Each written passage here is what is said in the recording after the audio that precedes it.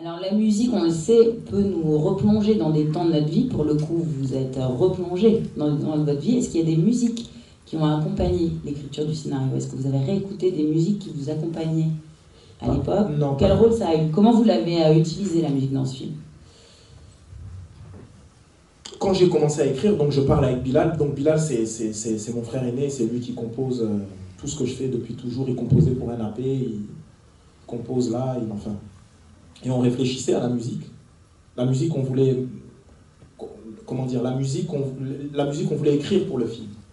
Donc on réfléchissait tout ça et tout. Et on s'est rendu compte que pour nous, vraiment, le Strasbourg et le Neuf étaient des personnages à part entière. Vraiment. Et on racontait une histoire de banlieue.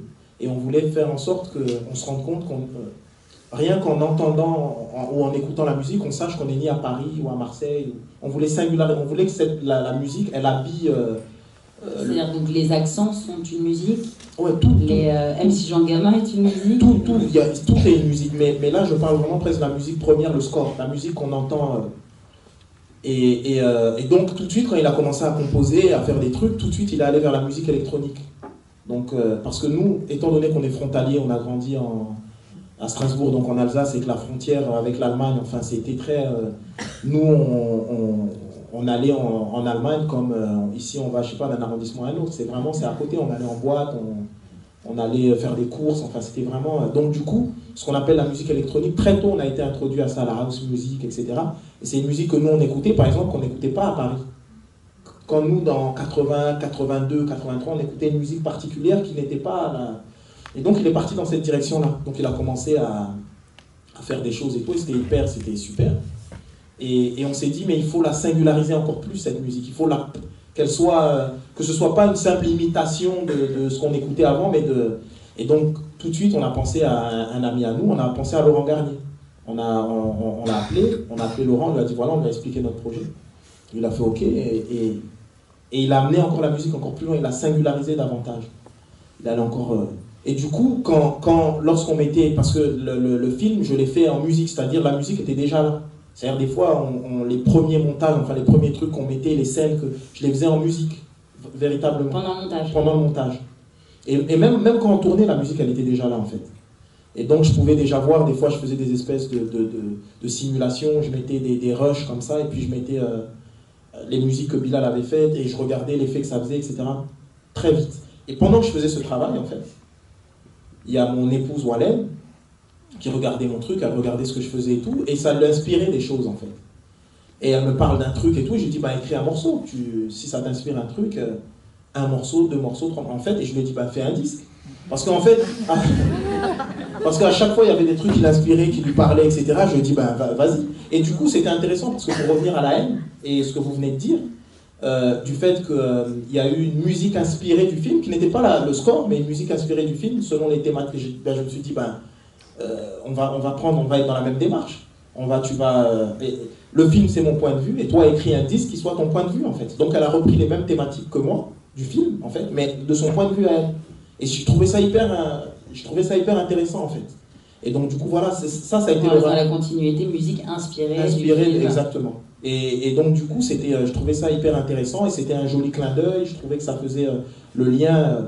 Et donc, voilà, donc c'est ça le rapport à la musique. À la fois, le score, cette musique singulière qui ressemble finalement, qui ressemble à rien, en tout cas, qui tout de suite nous fait dire je suis ailleurs. Il y avait cette idée-là, et la musique inspirée où il y a un autre point de vue de quelqu'un d'autre en fait, qui est aussi un personnage, même si c'est pas vraiment elle dans le film, mais un personnage qui soit Walène aussi, son point de vue, elle qui vient de Bobigny et tout ça, au 93, enfin il y a tout un... Voilà, pas très loin d'Aubervilliers et tout ça, donc avec toute cette idée et donc c'était intéressant. Et là, donc, vous parlez de musique électronique qui serait la musique du quartier de Neuf. Vous auriez pu mettre la musique du foyer, et c'est quelque chose qu'on entend, enfin, on l'entend pas, mais on la devine dans le livre qui est reparu. On aurait pu entendre Franco et le hockey jazz, ou Taboulé Rochereau, des artistes, de grands artistes de la rumba congolaise. Il y a eu votre foyer a été un lieu de fête et je suis né dans une fête africaine. Et vraiment, et ça me caractérise véritablement. Mais ça, c'est des choses que vous n'avez pas reprises, par non, exemple, parce que ça aurait été un autre film. En fait, comment dire, Donc c'est vraiment une adaptation, c'est-à-dire si on a envie d'être un peu de comprendre mon univers, etc., je pense qu'il s'agit de voir le film et ensuite lire le livre. Je pense que je parlais de ça avec puisqu'ils l'ont réédité, forcément, le film sort, ils ont réédité le bouquin et tout. Et je trouve que c'est complémentaire. Adapter un livre, on adapte. C'est un autre projet. Le livre, c'est le livre et le film, c'est le film. Évidemment, ils sont liés, mais de mon point de vue, c'est vraiment complémentaire. Ils sont indépendants l'un de l'autre. L'histoire que je raconte dans le film, c'est ma vie on va dire, de 17 ans à la petite trentaine, on va dire. Alors que dans le bouquin, c'est moi enfant, en fait, concrètement à 3 ans, de 3 ans à 30 ans en gros. Et donc c'est différent, c'est une autre approche. Je voulais raconter autre chose et c'était hyper intéressant ce que je vous ai dit au départ, c'est-à-dire le fait comment rendre le langage littéraire cinématographique. Je trouve ça passionnant en fait. Il y a tout un travail. Si je devais définir mon travail, c'est que d'une certaine manière la littérature, je perçois ça comme quelque chose en strates, et alors que le cinéma, je perçois ça comme quelque chose de linéaire en fait. Et tout mon travail, ça consistait à comment transformer, comment ces strates, ces différentes strates, j'allais faire un récit qui soit cohérent mais linéaire, qui se suive comme ça. Et c'était hyper intéressant. Donc du coup, c'est presque une sorte de montage avant le montage d'une certaine manière. Il y a des choses qu'il faut enlever. J'avais pas d'état d'âme. Donc j'enlève, c'est vraiment, je veux raconter une histoire précise, j'ai une histoire à raconter, et tout ce qui m'empêche de raconter cette histoire, eh ben, je l'enlève. Et quelque chose qui a été très formateur pour moi, il y a un film qui est important pour moi, qui est le Parrain, de Francis Ford Coppola, qui est hyper... Je connais tout le processus, comment il a été fait ce film, la philosophie de Francis Ford Coppola à l'époque, le Nouvel Hollywood. Je suis passionné par cette époque, et je suis passionné aussi par sa manière de travailler, tout ça. Et c'est vrai que, avant même de savoir que j'allais...